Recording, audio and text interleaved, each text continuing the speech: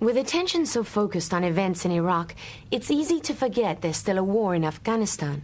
Hardcore Taliban and Al-Qaeda are fighting US and Afghan forces. What you don't normally see are the hidden battles being waged by American Special Operations troops, like the US Navy SEALs. Tonight, you'll see the team of Navy SEALs that's captured or killed more terrorist leaders in Afghanistan than any other unit. The SEALs are traditionally so secretive that no journalist has ever been allowed to go with them into combat, until now. There's a chance of maybe 30 guys being there. If there is, there could be a big firefight. We will not. It was night at their base in southern Afghanistan. The SEALs were receiving final instructions from their team chief for a mission that would start in just a few hours. But that's it. I'm going home to see my kids. You guys are going home to see yours. We're not going to. Their plan was to go after a mid-level Taliban commander, but new intelligence had just come in that compelled them to switch targets at the last minute. A possible location for this man, Rosie Khan, the most powerful Taliban commander in the south of the country. The SEALs knew he was the man financing and recruiting Taliban and Al-Qaeda fighters and bringing them over the border from Pakistan. We flew in with army pilots from the National Guard right into the heart of the Taliban insurgency. 1 minute! As we approached, people in the village would be able to hear the pounding chopper blades, so the SEALs prepared to take fire and braced for impact. The SEALs immediately surrounded the village to stop anyone trying to escape into the nearby mountains. We got any update from the Apaches? The team commander was in radio contact with his men. I want to get a couple of snipers up on the high ground there and there just to look down. I see a guy up on the mountain there. What's that? I see a guy 12 o'clock from me, just up the hill, about 100 meters up the hill. He's walking up the hill. They'd spotted a lone man heading away from the village, but no one knew then if he was the person they were after. The Apaches dropped flares to mark the man's position. We got to get him. That's probably him. All forces, it's important that you hold your positions at this time. We're going to take him out with the Apaches. But before the team commander could give that order, he lost contact with the Apaches, so the SEALs on the ground returned fire and killed him. What can you tell us about the man who's down? The man that's down right now appears to be the primary target. What would it mean if you really did have this guy? It would be huge. It'd be really huge. We've been looking for this guy for 2 years. And Boat 5-1, you can start. The SEALs moved through the village, expecting further resistance. Mitigate risk as much as possible. If we need to shoot that compound, you let us know. We can do it with the Apaches. But use offensive frag grenades, use whatever you need, but don't walk into an ambush, over. Their job is to root out enemy fighters from the innocent people in the village. But any time they're fired upon, the SEALs automatically detain all the men. They're not cuffed. They're not cuffed. Call some guys up and get them in here. They ain't been cuffed, they ain't been searched. Some of them are cuffed, some are not. I want them all cuffed. They shot at us. Whenever they shoot at us, we cuff them. An assault team secured each house, but they didn't find any other fighters. By now, the SEALs had brought the dead body down from the hill. What's the tattoo? Looks like our man. He had 6 frag grenades on him. He had 6 AK-47 mags on him.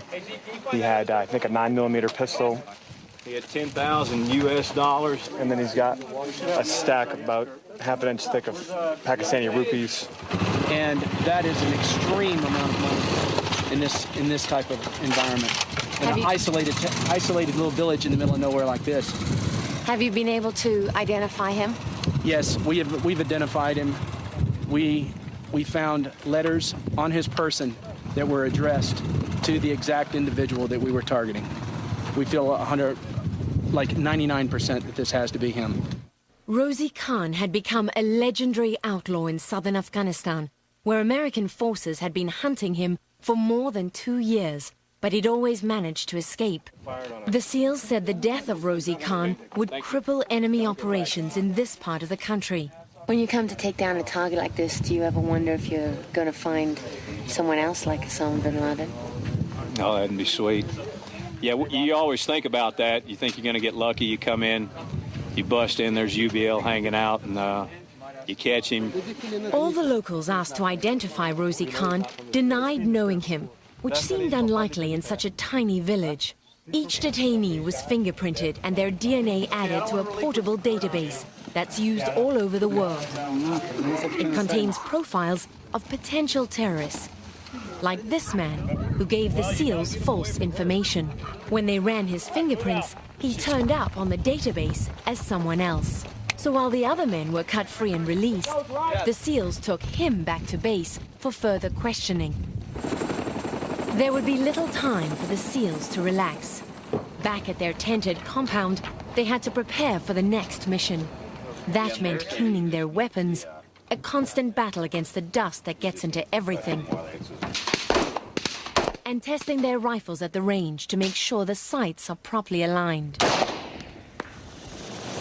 Just 2 days after killing Rosie Khan, the SEALs were on the attack again. They'd heard Rosie Khan's lieutenants were meeting in this remote village. They potentially may be in this compound, so they're probably trying to regroup themselves and get some leadership established. So we're trying to take advantage of the opportunity and going in and either capturing them or killing them also. But if these guys are smart, if they've learned anything by now, they won't try and run. Right, that's why we always have to be cautious, because they could be inside potentially setting booby traps or doing other things. That's the reason I got the snipers up there. They've got their optics out, looking inside the compound, trying to get as much information as they can. The SEALs cautiously approached, but once they got inside the village, they found mostly women, children, and old men. There were no obvious signs enemy fighters had been there, until they started searching. What are you looking for? Looking for anything electronic, batteries, wires, any kind of bomb-making material as well. Do you ever find weapons in these boxes? Weapons, opium, knives, yes. RPG rounds. That's exactly what turned up in this search. RPG rounds, complete with grenade launchers. These rocket-propelled grenades are a sign that, although everything looks peaceful and normal in the village, when you scratch the surface and start to search around, you find evidence that there have been people here who are not just simple farmers. When they questioned people, the SEALs found out they'd missed the men they were after by just a few hours. So was this a wasted effort? Oh, no. They're really never wasted efforts, because when you come in here, what you do is you disrupt. Like, we know that they've been watching us while we've been here. So they're ever-presently, they're sitting around trying to watch what's going on. They're watching us now? Yeah, most likely. The SEALs frequently bring along a civil affairs soldier whose job is to help win over the locals by handing out basic items and finding out what aid is needed in these poor villages. Okay, well then what we want to talk about now is stuff that we can help his village, and he can tell us what kind of things they do around here. The message is, help us and we'll help you. Which town has the most bad guys in it? The SEALs' role in targeting terrorists is a specialized part of the broader military effort here to help stabilize Afghanistan. How many missions is this for you now? 58 in 5 months. But if you had to think about one thing that was important for people to know. I would want them to know that this place is still dangerous. You know, you don't see it on the news all the time. Iraq's a very dangerous place, but there's a lot of fighting still being done here in Afghanistan.